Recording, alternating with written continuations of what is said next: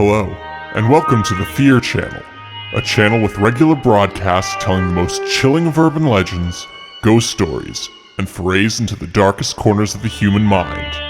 Those faint of heart or prone to night terrors should proceed at their own risk. Tonight's story is Corpse Collectors.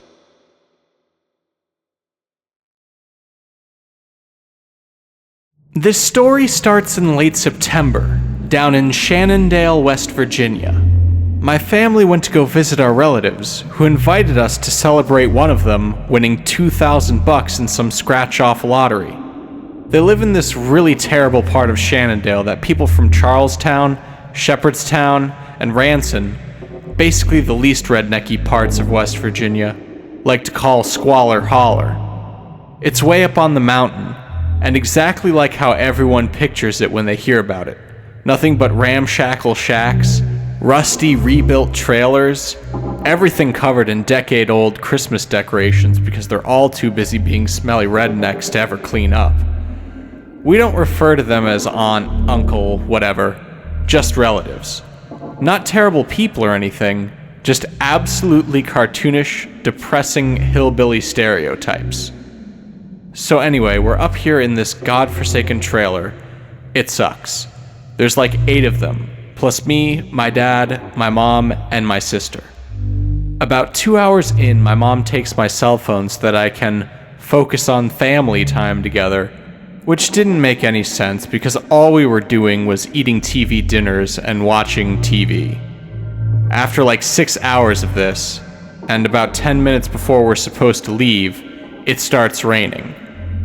We know how treacherous the roads can get up on the mountain, so we decide to wait for the rain to die down. Flash forward 2 hours later. It's dark as hell, 10 o'clock, and there's a flood warning for the area. I have my phone back by this time.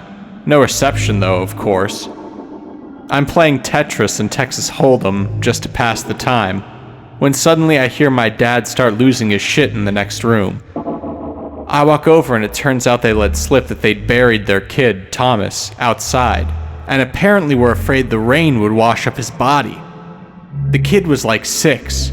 He was attacked by a dog, and they never told the cops. Just buried him like he was some family pet. My dad's flipping, and rightfully so, because this is the modern era, and doing that is technically illegal. So our relatives all say that they'll sort it all out in the morning. My parents tell me and my sister to stay in the same room as them during the night, and we do.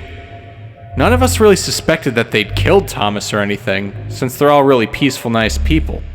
They didn't even own any guns aside from this one old-timey double-barreled shotgun that they had on a mantle.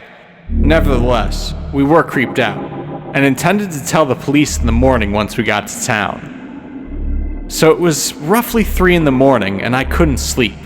The power had gone out for the 5th time or so, and I'm not able to charge my dead phone. The worst part is, I could see Thomas's little grave right outside the window, little cross on it and everything, and I assumed the kid couldn't have been buried deep at all since they were worried about him washing up out of the grave. So I just fixated on it, kept being drawn to look at it out of the window, and then I saw the fucking worst thing I've ever seen in my life. Something was creeping through the trees toward the house. I stared at it for a while, but couldn't get a good look at it since it was raining and the brush was so thick. For a few minutes, I assumed it was 2 really pale horses, kind of ambling through the woods side by side.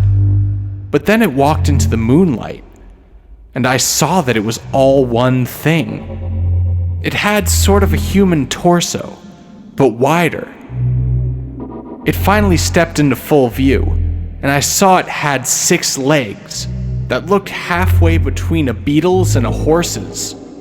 It also had 2 arms, right where they normally would have been, but they were about half a foot longer than any normal man's arms. It had a bald head, and its face looked something like a mask from a bizarre masquerade ball. It had a clenched up, furrowed forehead, and a nose that looked sort of like a crow's or raven's beak.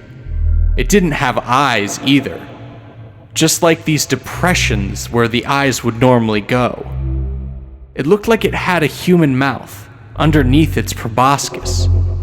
And what still strikes me to this day is that it seemed to have male genitalia too, right on the abdomen where a normal person's would be. The thing moved sort of gracefully, and made these soft thumping noises when it moved. It must have been like 7 or 8 feet tall, but it sounded like it weighed maybe only 150 pounds at most. It started walking towards Thomas's grave, and then I finally snap out of whatever trance I was in and just scream. My mom is the first to wake up, and I tell her to look out the window. She rushes over and doesn't really seem to understand what she's looking at. After a minute, though, the thing bends down and starts pawing at the grave with its hands.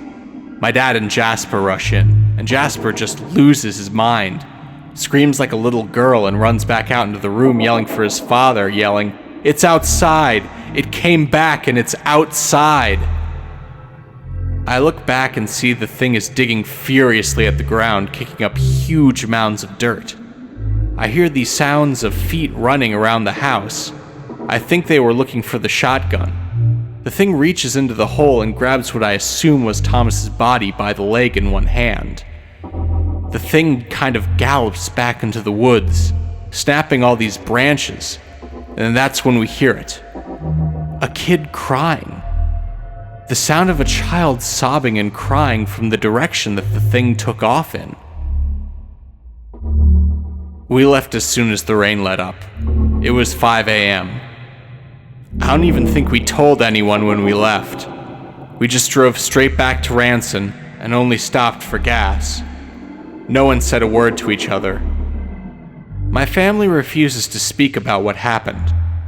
I tried to bring it up once, just to make sure it was real and that I didn't make it up in my mind. My dad told me to shut the fuck up, so I did.